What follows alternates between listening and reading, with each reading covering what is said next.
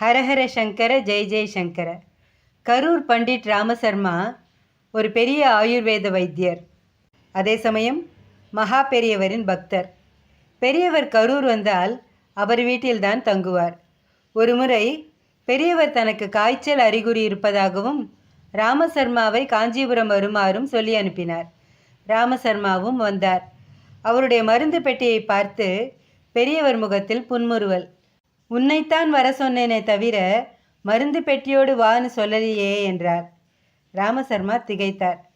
உங்களுக்கு காய்ச்சல்னு சொன்னதுனால மருந்து பெட்டியோடு வந்தேன்னார். உடல்னு இருந்தால் எப்போதாவது காய்ச்சல் வர்றது சகஜம்தான். காய்ச்சலே உடலை குணப்படுத்த தானே வருது. அது சரி, நோயை குணப்படுத்த மருந்து எதுக்கு? அதுக்கு வேறொரு வித்தியாசமான மருந்து இருக்குது. அதை பிரயோகம் பண்ணத்தான் உன்னை வர சொன்னேன். ராமசர்மாவுக்கு ஒன்றும் புரியல. பேசாமல் இருந்தார். பெரியவர் தொடர்ந்தார். நீ குளிச்சுட்டு தான் வந்திருப்ப, இரு நான் இன்னொரு தடவை குளிச்சுட்டு வந்துடுறேன். காய்ச்சல் இருக்கிறச்சே குளிக்கிறேங்கிறாரு. ராமசர்மாவோட மனசு பதறித்து.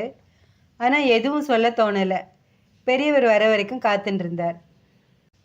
குளிச்சுட்டு வந்த பெரியவா தன்னோட உடல் உஷ்ணத்தை அளந்து பார்க்க சொன்னார். தெர்மாமீட்டர் மூலம் பார்த்ததில் காய்ச்சல் இருக்கிறது உறுதியாச்சு. நல்லது, நாம் 2 பேரும் இப்போ விஷ்ணு சஹஸ்ரநாமம் ஜபிக்க போகிறோம் அப்படின்னார் பெரியவா. 2 பேரும் சேர்ந்து விஷ்ணு சஹஸ்ரநாமம் ஜபிச்சா. ஜபம் நிறைவடைஞ்சதும் பெரியவா தன்னோட உடல் வெப்பத்தை மறுபடியும் சோதிக்குமாறு சொன்னார். என்ன ஆச்சரியம், காய்ச்சல் முற்றிலும் குணமாகி இருந்தது.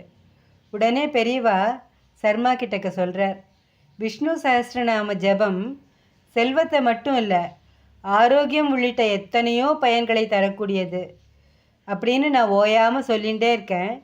ஜனங்களும் கேட்குறா. அவளுக்கு அது உண்மைதான்னு நான் நிரூபித்து காமிக்க வேண்டாமா?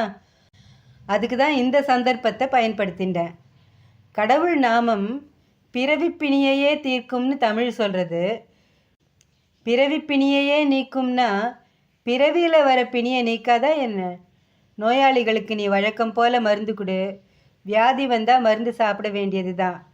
ஆனால் கூடவே விஷ்ணு சஹஸ்ரநாமங்கிற மருந்தையும் சேர்த்து பயன்படுத்தலாமே.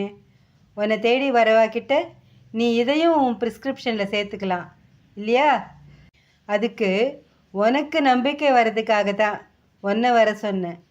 காந்தி இயற்கை வைத்தியத்தை கொண்டாடினார்னு உனக்கு தெரியும். இயற்கை வைத்தியத்தில் பிரார்த்தனைக்கு தான் முதலிடம் அப்படின்னு சொல்லிட்டு குழந்த மாதிரி சிரித்தார் பெரியவர்.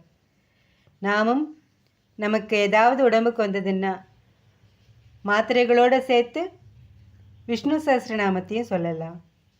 ஹரஹர சங்கர ஜெய் ஜெய் சங்கர, காஞ்சி சங்கர காமகோட்டி சங்கர.